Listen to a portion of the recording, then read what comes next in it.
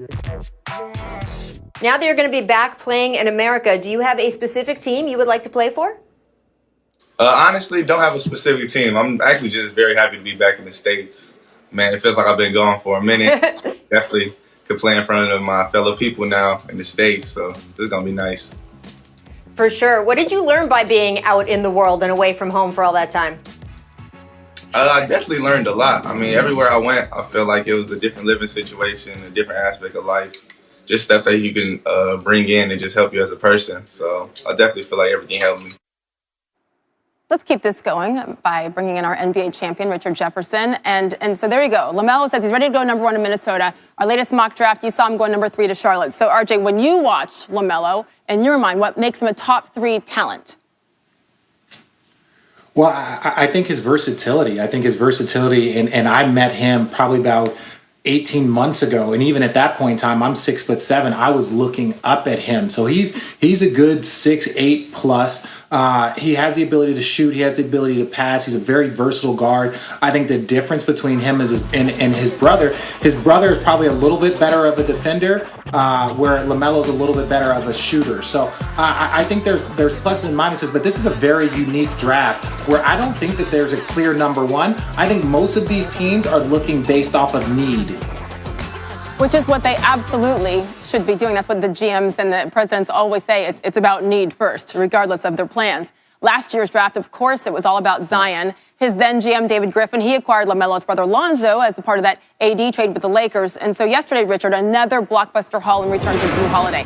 In your mind, how attractive really is the future of basketball in New Orleans right now? Well, I think it's great. If you look at some of the other markets, you look at the Clippers, you look at what the Lakers did, what the Nets did. A lot of these teams decided to go young, rebuild, and then make it very, very attractive for high-level free agents. And I think Griff is doing the exact same thing. Build a young nucleus right now. You have friendly contracts, and then once your team is ready to take that next level, that's when free agents really start taking a look at, like, wow, I can go there, play next to Zion, play next to Brandon Ingram, and maybe we can make a serious push depending on where the rest of the league falls. But this is a team that in 2 years with one probably high-level free agent, they could probably be in the conference finals.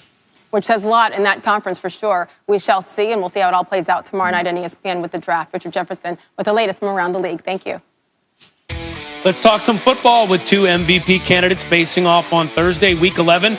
But let's revisit the last time they faced off, shall we? Flashback to the Seahawks taking on the Cardinals on October 25th. We begin with Murray. Remember this? Why is he smiling? Oh, that's because he's got DeAndre Hopkins in single coverage. Finds him in the end zone for a touchdown. Cardinals pull within 3. Second quarter, Seahawks up 13-7. First and goal from the 3. Buda Baker picks the pass off. He looks like he's in the clear. And Sage, I think this is the play of the year. I love it every time I see it. Chasing him down. DK Metcalf saves the touchdown. So good, you got to see it again. Look at that top-end speed. What is this guy, like a 4.2, 4.3? Insane. Just makes it happen, saving that touchdown again. Then let's go to 1:13 left in OT. Seahawks ball, 3rd and 10 from the Arizona 48. Wilson completes the short pass to Metcalf, and once again, the man turns on the Jets. It looks like the game-ending touchdown, but no, David Moore gets called for a hold. The TD's called back. The next play, 3rd and 14. But still, just look at the speed. 3rd and 14, next play, interception. Isaiah Simmons, Wilson's 3rd pick of the day, so Arizona takes over. They bring in Zane Gonzalez for a 48-yard field goal, and Gonzalez, money to win it. Cardinals, 37-34 in overtime, handing Seattle their first loss of the season. And here's both quarterbacks on the rematch. Kind of get a feel for, last year playing people twice. I don't think, for me it's any different, just preparing for another game. Obviously, it's a divisional opponent.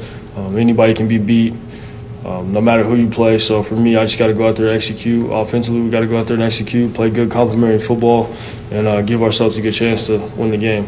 We're looking forward to this matchup. We're looking forward to this challenge. They're a great football team. They're playing great. We haven't been playing our best the past couple weeks, but we'll get back onto playing our best, and we're looking forward to a great matchup. It's always a great matchup between us and the Cardinals, so we know that. We know it too, Russ. We're 48 hours away from the highly anticipated rematch between the Cardinals and the Seahawks. Dan Orlovsky here. Dan, when you watch Russell Wilson, Kyler Murray, what are you seeing from them lately, with both of them, starting with Russell Wilson? Yeah, I mean, they're both still playing really, really good football. But with Russell, like last week, there's just some narrow misses. 2 shots downfield. The first one to Tyler Lockett, like, this is so close to being a perfect throw and a big chunk, but just a short miss. Then really a lack of a pressure plan to get the ball out of his hands versus the blitz.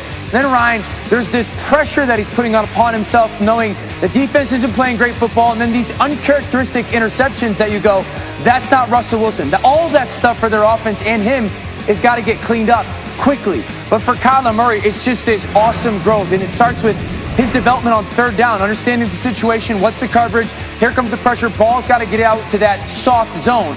Another one where, okay, 3rd and 13, nothing's open there. Let me use my legs. I'm a great athlete, especially down in the red zone. Go get a first down. That's so important for my football team. The passing game, some play action, using crossers, getting hopped behind second-level defenders has been a big part of their offense. And, Ryan, everybody knows this. The quarterback run down in the red zone has become such a weapon for this offense. So Russell's got to clean some stuff up. They got to have a better plan versus pressure on offense, and he's got to understand farm your own land, so to speak, like the defense. They got to play better. You got to handle yours. Kyler, just continue to grow and develop and do everything that he's been doing so well.